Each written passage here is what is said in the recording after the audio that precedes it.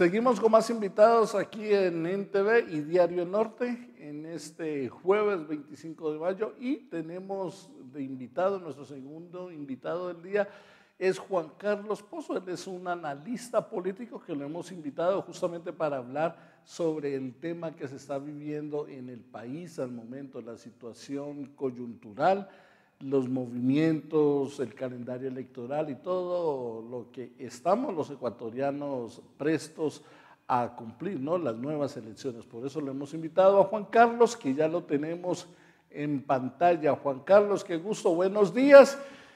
Y Juan Carlos, ¿listo para lo que va a ser el nuevo proceso electoral? ¿Cómo está, estimado Revison? Muy buenos días. Bueno, yo creo que a todos nos coge de nuevo, ¿no? El tener que volver a elecciones. Sin embargo, creo que como ciudadanos tenemos que estar listos para hacer un análisis concienzudo acerca de las posibles figuras que podrían representarnos y hacer así una elección responsable, ¿no? Analizando no solo los cuadros, sino también su preparación en cuanto a la cuestión política y profesional, estimado Robinson. Ya, justamente los ciudadanos estarán conscientes de que se debe elegir, que no es una elección normal, sino que es una de las más trascendentales para el país en los últimos años. Sí, precisamente, dada la coyuntura actual, es muy importante esta elección. Sin embargo, el gobierno que vaya a ser elegido no va a tener mucho rango de maniobra debido a que solo dispone de un año y medio. No va a tener, digamos, el suficiente tiempo para implementar todas las políticas necesarias como para lograr una transformación de la realidad actual del Ecuador, estimado Robinson. En lo que tiene que ver a los candidatos, ¿cuál es su criterio? ¿Sería conveniente que aparezcan 5, 6, 7, 8 candidatos o que aparezcan unos 2 o 3? Me parece que el éxito sería que haya una coalición, una gran coalición en función de las ideologías que cada candidato, cada cuadro representa, y en función de eso ir a las elecciones, hacer una gran coalición, celebrar elecciones primarias, que vayan los más competentes, los que tienen mayor posibilidad de ganar votos, no solo que sean figuras personalistas en función de sus egos personales, que solamente van, muchos van solo de chimbeadores, sin la más mínima preparación y sin las más mínimas igualmente posibilidades. Y ante esto sí me parece que es bastante complejo, ya que el hecho de que una persona, por ejemplo, sea muy preparada y tenga muchos títulos, no le da la garantía de que va a ser un buen político, porque ¿cuál es el éxito del político? Y les pongo de ejemplo esto. El éxito de un científico, ¿qué es? La creación de nuevos inventos, ¿no es cierto? Inventar nuevas cosas. El éxito del político, en cambio, es el tender puentes con sus opositores, el tratar de incorporar a sus oponentes, los criterios de sus oponentes y así llegar a un consenso y tratar de alcanzar la estabilidad, la gobernabilidad. Porque llegar a pelearse y tildar a todos los que piensan diferente a mí de mediocres o de desubicados lo puede hacer cualquiera, es una tarea muy fácil. Lo difícil es sentarse, dialogar, aceptar el criterio diferente y en función de eso también incorporarlos en los criterios propios que pueden ser beneficioso y es ahí precisamente donde se logra una mayor gobernabilidad, una mayor multiplicidad de criterios que pueden ser beneficiosos para la ciudadanía, porque, por ejemplo, vemos personas muy preparadas, como por ejemplo, me parece es el caso del señor Correa, una persona con mucha preparación, PhDs, habla varios idiomas, ¿no es cierto? Pero me parece que como político es un fracaso. ¿Por qué? Porque el señor, por ejemplo, a todo aquel que piense diferente o que ose en digamos, en, eh, Opinar en distinto. un criterio diferente, siempre cae en la categoría de mediocre, de gordita horrorosa y ese tipo de cosas, lo cual me parece que a mí, dada la coyuntura actual, es totalmente desubicado. Necesitamos políticos altamente competentes que sean capaces de tender puentes con las demás facciones políticas y así generar el progreso económico, no que vayan como la actual Asamblea a torpedear todos los procesos, estimado Robinson. Ya, dentro de los candidatos que ya se han oficializado están Otto Sonnenhosner, Fernando Villavicencio, está Jan Topic. Son tres que se van a disputar el mismo electorado. ¿Cuál es su criterio sobre cada uno de ellos? Bueno, hasta el momento están los tres, ¿no? No sabemos si vayan a salir más candidatos. Bueno, me parece que los tres de alguna manera representan una misma corriente ideológica, tal como usted lo menciona.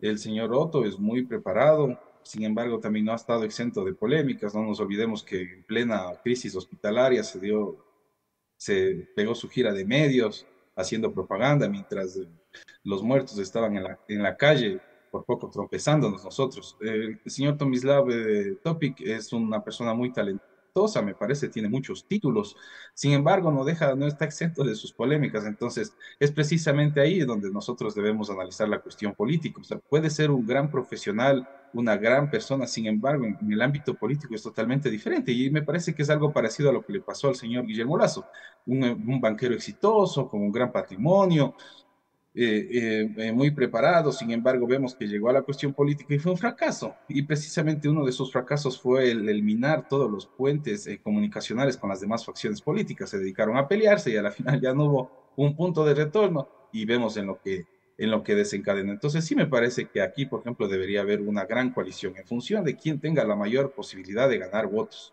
Eso debería primar más que las cuestiones personalistas. Ahora veamos si ninguno tiene en sus agendas actuar de chimbador, porque ese también es otra cuestión. Muchos participan simplemente para dispersar el voto y hacerle el juego a los contrincantes. En este caso serían los correístas y las tendencias de izquierda, estimado Robinson.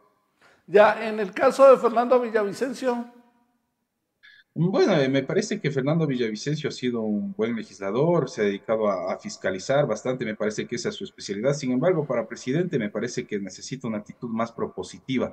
Me parece que quedaría muy bien el señor Villavicencio encabezando una lista para asambleístas, ¿no? Sin embargo, ya depende de digamos, de las expectativas personales de cada candidato, pero en mi opinión personal, yo al señor Villavicencio no le vería como un presidente o vicepresidente por su trayectoria y por su actitud, se podría decir, no su personalidad, me parece que es una persona más con un perfil fiscalizador. En cambio, para una presidencia, una vicepresidencia, necesitamos un perfil más propositivo, que tenga en cuenta, por ejemplo, políticas públicas a largo plazo que puedan ayudar a cambiar la estructura de la economía ecuatoriana y así generar un progreso económico y luchar con los problemas sociales como la delincuencia, la pobreza, la falta de empleo y todo ese tipo de cosas, estimado Robinson.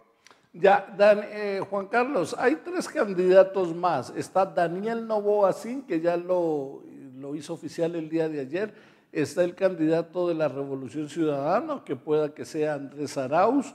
Y está otro de los candidatos que está tomando fuerza últimamente, es Pedro Granja. ¿Cómo analiza usted la ¿Ya? personalidad y el perfil de cada uno de ellos? Bueno, a mí me parece el señor Pedro Granja un personaje bastante polémico que habla mucho desde el resentimiento y el desconocimiento, porque todo lo que plantea es no es factible.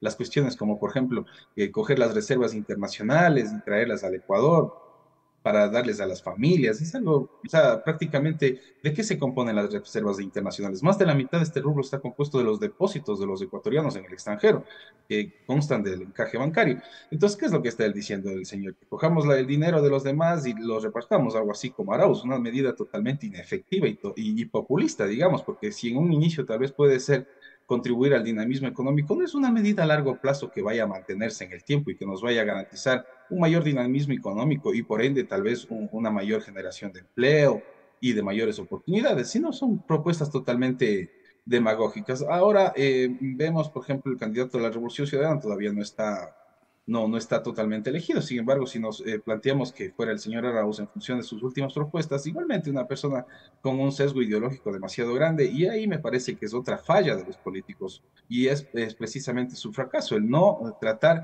de distinguir entre lo que es la ideología y el pragmatismo, porque lo que necesitamos es un presidente pragmático, el cual no tenga sesgos ideológicos y aplique las herramientas tanto de la derecha como de la izquierda. Por ejemplo, de la izquierda la cuestión de la redistribución de la riqueza, de la derecha la generación de crecimiento económico. Por ejemplo, no puede existir crecimiento económico sin capitalismo, no nos guste o no, el capitalismo es el sistema más próspero en toda la historia de la Tierra, que tiene sus múltiples fallas, obviamente, porque es algo que se generó en la interacción social, en la interacción humana y que debe ser regulado y que para eso debería estar el Estado, obviamente, pero las cosas como son. Sin embargo, vemos demasiado sesgo ideológico en donde lo que se dedican es a tildar del neoliberalismo. Por ejemplo, al señor Lazo le tildan de neoliberal, lo cual es una absoluta falsedad. Por ejemplo, el señor Lazo nos metió un paquetazo, eso no es de un gobierno de derecha. El señor Lazo ha incrementado la burocracia con el pretexto de combatir los problemas sociales. La burocracia no le garantiza de que disminuya, por ejemplo, la desnutrición infantil. Para eso lo que se necesita es inversión en educación, en el recreo escolar, por ejemplo, en la alimentación, en el recreo escolar, en infraestructura, vialidad. Eso es lo que ayuda a la gente a progresar, a salir del subdesarrollo, no el crear una cartera con burócratas que se dediquen simplemente desde una oficina a estudiar los fenómenos sociales.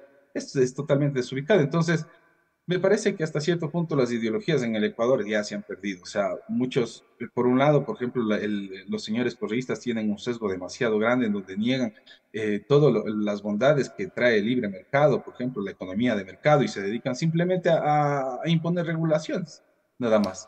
Como En por el, ejemplo lo que fue la safari, ya en estimado el Robinson. caso de Daniel Noboa, Bueno, el señor Noboa es una persona totalmente nueva. Si alguien le conoce es porque es hijo del ex candidato Noboa. Sin embargo, me parece que son personajes totalmente improvisados que no tienen ninguna trayectoria y en función de eso también se podría incluso visorar su fracaso. No creo que tenga mayores posibilidades, porque para una presidencia se necesita alguien que esté trabajando constantemente. Entonces, prácticamente puede ser una estrategia para darse a conocer para las siguientes elecciones presidenciales o tal vez las seccionales. Entonces, no es una persona que me parece que tenga un mayor peso político, estimado Robinson. ya muchas gracias Juan Carlos y un mensaje final para todos nuestros amigos televidentes que voten consciente porque se vienen unas elecciones atípicas pero son las más importantes del país en los últimos años.